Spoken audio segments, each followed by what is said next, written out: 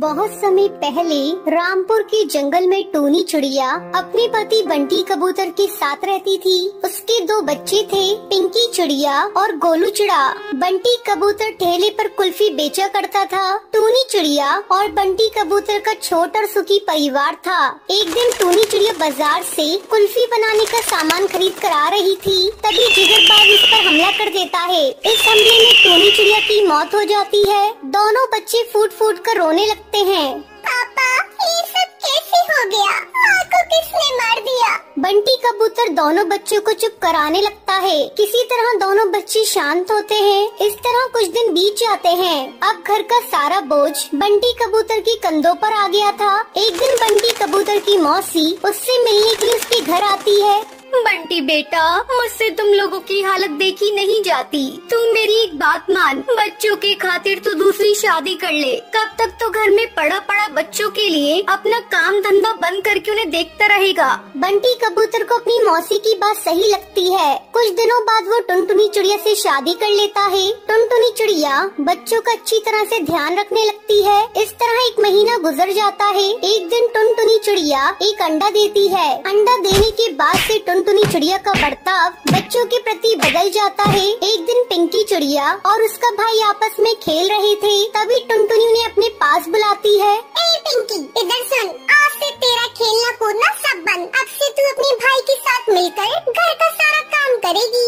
डर के मारे दोनों बच्चे काम करने लगते हैं। काम करते करते उन्हें रात हो जाती है। तभी टूनी चिड़िया की आत्मा वहाँ आती है। उसे देखकर पिंकी चिड़िया डर जाती है। पिंकी बेटा, मैं तुम्हारी माँ हूँ, तुम मुझे देखकर डरो मत। तुम लोग सुबह से ही काम कर रही हो, अब जाओ थोड़ा आराम कर लो, तब तक मैं तुम्हारा सारा काम कर देती हूँ। तुम्हारी सौतेली माँ टुनटुनी चिड़िया को इस बारे में कुछ भी पता नहीं चलेगा।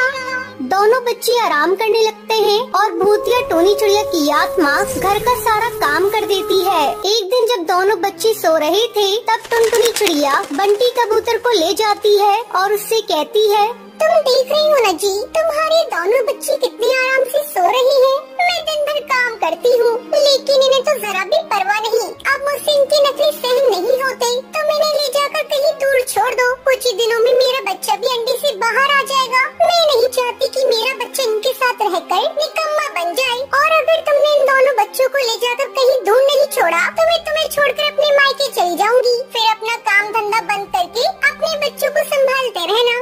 टुनटुनी, तुम जैसा कहती हो मैं वैसा ही करूँगा, लेकिन तुम मुझे छोड़कर अपने मायके मत जाना। बंटी कबूतर अपने दोनों बच्चों को ले जाकर जंगल के बाहर छोड़ देता है। दोनों बच्चे भूख से बेहाल इधर उधर भटक रहे थे। अचानक उन्हें एक पहचानी सी आवाज सुनाई देती है। कुल्फी ले लो कुल्फी, ठंडी ठंडी कुल्फी, मजेदार कुल्फी। पिंकी, वो देख, अपनी माँ कुल्फी बेच रही है। दोनों बच्चे उस कुल्फी वाली भूतिया चिड़िया की आत्मा के पास जाते हैं। माँ, हमें बहुत भूख लगी है, हमें भी कुल्फी खानी है। भूतिया टूनी चिड़िया की आत्मा दोनों बच्चों को कुल्फी देती है। ये लो बच्चों, कुल्फी, तुम लोग जी भर के खाओ। अब तुम्हें चिंता करने की जरूरत नहीं, मैं तुम्हारी देखभाल करूँगी। भूतिया टूनी चिड़िया की आत्मा दोनों बच्चों के लिए घोंसला बनाती है। बच्चों, आज से तुम दोनों इसी घोंसले में मेरे साथ रहोगे। मैं तुम दोनों को बहुत प्यार दूंगी। उस दिन के बाद से भूतिया टूनी चिड़िया की आत्मा कुल्फी बेचकर उन दोनों बच्चों की देखभाल करने लगती है। इस तरह दोनों बच्चे खुशी खुशी इस भूतिया टूनी चिड़िया माँ के साथ अपनी जिंदगी बिताने लगते हैं।